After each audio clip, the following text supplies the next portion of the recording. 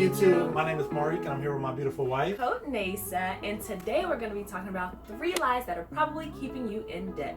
So if you're new here, in our last video we talked about 6 steps that helped us get out of $125,000 worth of debt. During that process we learned a lot along the way.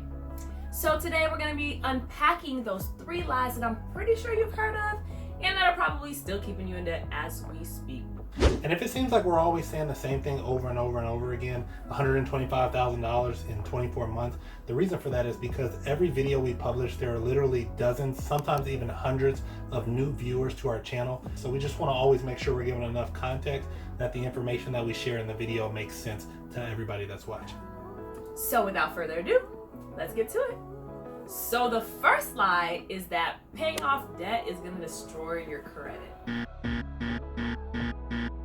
Yeah, we're not quite sure where this started or why this started, but a lot of people think that if they pay off their debt, their credit score is going to plummet, and it's just absolutely not true.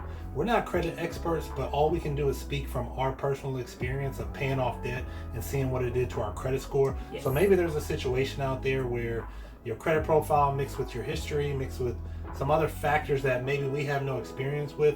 Maybe this is true for some small population out there, but from what we saw from our direct numbers, the only thing that happened to our score is that it went up. So we actually took some screenshots that we wanted to share with you guys just so that you can kind of see exactly how this worked.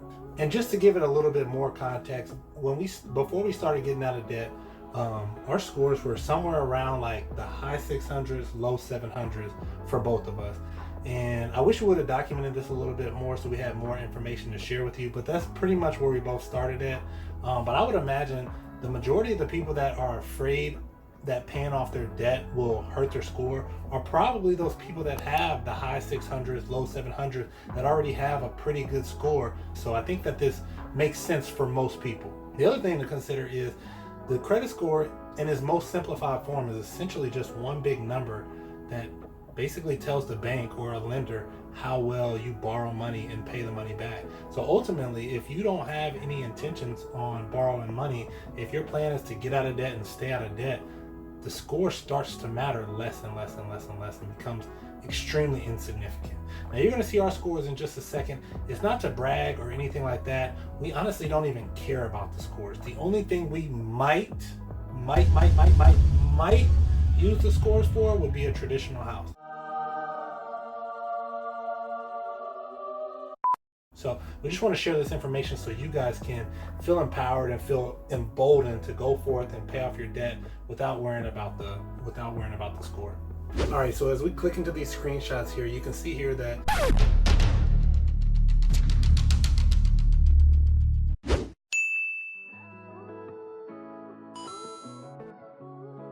All right, so as we click into these screenshots, that's my score there on the left, Konesa's score over there on the right.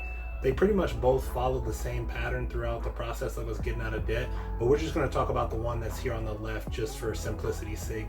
So as you go down here, obviously you can see the payment history, the derogatory marks, the age of history, and the hard inquiries and all of those things. But the 2 main things I really want to focus on here is the credit card utilization and the number of total accounts. So you can see here, if I click in the credit card utilization, that it's at a 0%. So we're not using any of the cards anymore, completely paid them all off.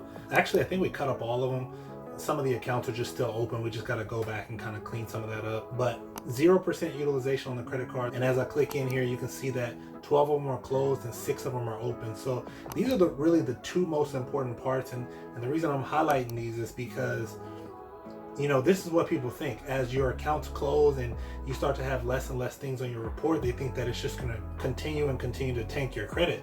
But if I go back here and I go up to 1 year, and this is as far back as it'll let me go, you can see that the score pretty much stays steady. So like January 2019, we're at an 806, and then it stays steady through March, 806, same thing through May. Then we get a spike here, up 5 points to 811 on August 1st.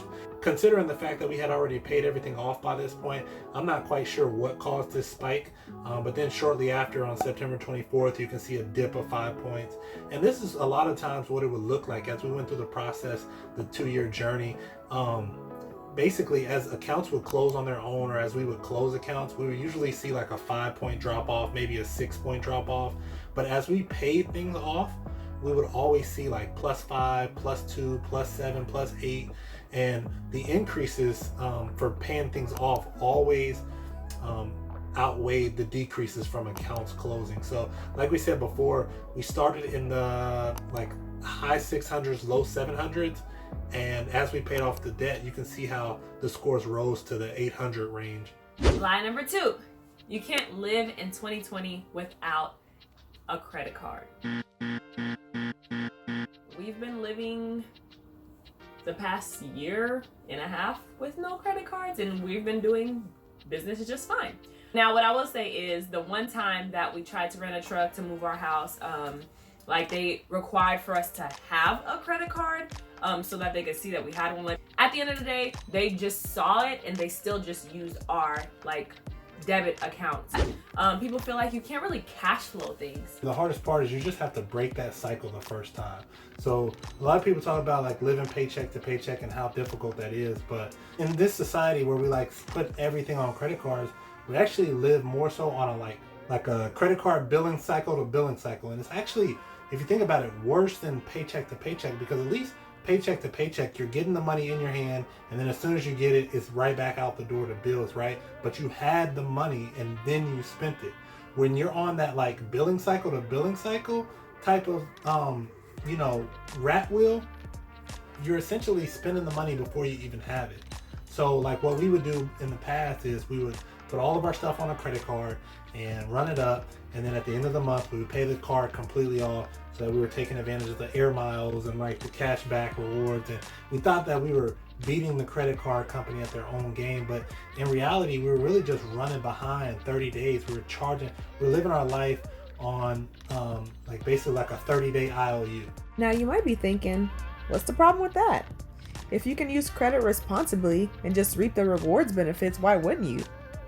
Well, statistically speaking, most people don't use credit this way, which is precisely what the credit card companies are banking on and how they stay in business. But let's just say you consistently beat the odds like we used to. Here's what we're trying to say. For us, when we took the energy that we were putting into trying to beat the credit card companies at their own game, and instead focused that energy into paying off our debt and improving our net worth, we accomplished one of the biggest financial achievements of our lifetime. When you spend on a credit card, you're actually spending more because there's really less of an accountability. It's not direct out of your bank account. For us, when we spend debit, we know the moment we buy something, the money is gone. Real money is gone out of our bank account. Yes, and I know for me personally, like when we got rid of the credit cards, I was like, bro, what was I even buying? I would literally like spend like $800 to $1,000, anywhere from $500 to $1,000 on a credit card, and I literally had no idea what I was putting on there. Like I just felt comfortable doing whatever it was because I knew I had a $5,000 limit or a $10,000 or whatever the limit was. I was like, oh, like have all that. Never mind, did I know if I was gonna be able to pay it off or not at the end of the month? But the limit was there, so I was like, why not? And then we got rid of those cards, and it was like, hold on, I'm not about to swipe my debit card for all this stuff. Like,